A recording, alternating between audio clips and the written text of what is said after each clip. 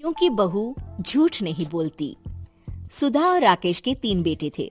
शादी के बाद तीनों माँ बाप से दूर रहते और सिर्फ त्योहारों में आते। माँ जी, पिताजी, अगली बार आप लोग हमारे घर आइएगा। अरे नहीं बहू, सब यही आ जाते हैं तो घर खिला खिला लगता है। हाँ बहू, तू हमेशा बुलाती है तो जरूर आएंगे तेरे पास भी। हाँ हाँ, दीदी का घर बड़ा जो है, सब कुछ आपने शादी के बाद दीदी को ही तो दे दिया था। हमें भी दिया होता तो हम भी बड़ा घर लेते। क्यों सुनील? अरे नहीं नहीं, पापा ने सबको एक बराबर ही दिया है। छोटी बहू, क्या चाहिए तुम्हें, बोलो। वो आपके सोने की चेन वाली घड़ी है ना, वो अगर आप मुझे। तभी वहाँ मजली बहू भी आ जाती है। और मुझे ना आपका मंगलसूत्र कितना लंबा, सुंदर और भारी भी है। अरे हाँ हाँ, तुम दोनों को ही दूंगी बहू, चिंता न करो। चलो अब खाना लगाओ, खाना खाया जाए। सभी मिलकर खाना खाते हैं कि पड़ोसन आ जाती है। अरे सुधा बहन, थोड़ी चीनी तो देना, घर में शक्कर नहीं है और मेहमान सर पर बैठे हैं। अरे छोटी बहू, चाची को शक्कर तो दे दो। अरे मजली दीदी, आप दे दीजिए ना, मैं यहाँ कम आती हूँ तो मुझे पता ही नहीं है कि सासू माँ सारी चीजें कहाँ रखती है। और तुम, मैं कौन सा यहाँ रोज शक्कर फाँकने के लिए आती हूँ, मुझे भी नहीं है पता। तभी बड़ी बहू हाथ में चीनी की कटोरी लेकर आती है। चाची, शक्कर आप लोगों का बड़ा सहारा है माँ जी और पिताजी को, वरना हम लोग तो यहाँ रहते ही नहीं। आप जैसे पड़ोसी हैं तो हम निश्चिंत हैं। और जीती रहे बहू, आप तो ये घर पड़ोस कम परिवार ज्यादा लगता है।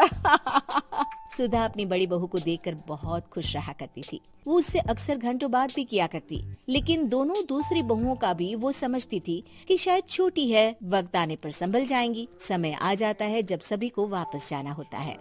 माँ जी, हम लोगों की फ्लाइट पहले है, हमें इजाजत दे। वो सास के गले लगकर चली जाती है। थोड़ी देर बाद छोटी बहू कहती है, माँ जी, मैं ना ये सोफे के कवर और चादरें ले जा रही हूँ, यहाँ तो ऐसी ही पड़ी रहेंगी। हाँ हाँ बहू, ले जा, और कुछ चाहिए तो बोल। और तो चाहिए बहुत कुछ, पर चलिए कोई बात नहीं, अगली बार ले जाऊंगी मैं।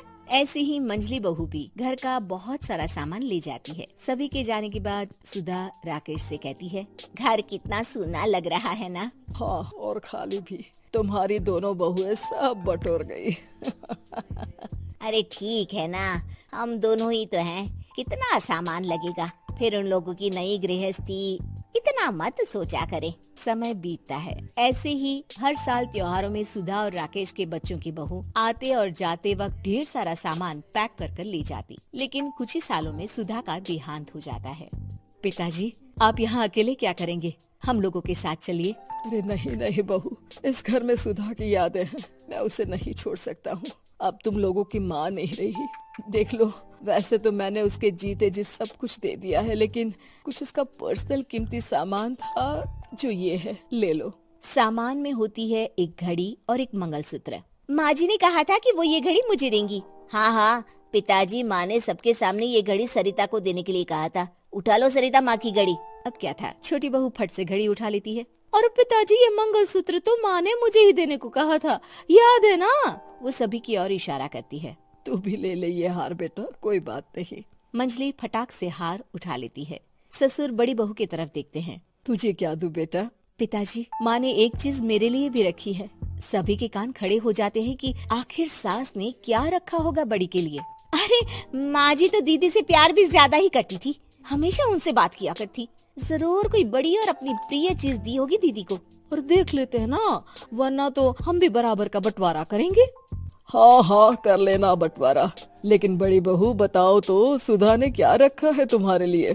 अभी तो हम लोग यही हैं पापा जी, जब जाने लगेंगे तो बता दूंगी। बड़ी बहू के मुंह से ये बात सुनकर बाकी दो बहुएं सोचने लगती हैं कि आखिर क्या है जो दीदी को सासू माँ देकर गई हैं। दीदी, ऐसा तो नहीं ना कि पूरे घर का आधा हिस्सा माँ बड़ी भाभी को देकर गई हो? तभी वहाँ ससुर आ जाते हैं। नहीं नहीं, ऐसा कुछ नहीं है। मकान तो तुम तीनों का बराबर से है। देखो, बड़ी बहू से तुम्हारी सास ज्यादा जुड़ी थी, न जाने क्यों घंटों बात किया करती थी। पता नहीं क्या देकर गई है उसे।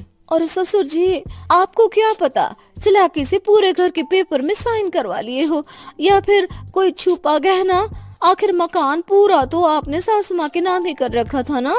अब घर में ये सस्पेंस बन जाता है कि आखिर बड़ी बहू क्या लेकर जाएगी। फिर वो दिन भी आ जाता है जब बड़ी बहू के जाने का समय हो जाता है।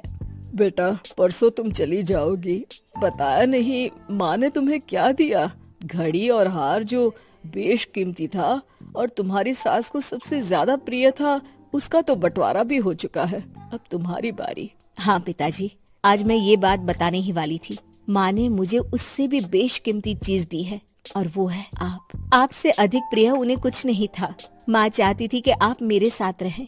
चलिए पिताजी। बेटा, मेरे पास तो कोई पेंशन भी नहीं है और ना ही कोई प्रॉपर्टी।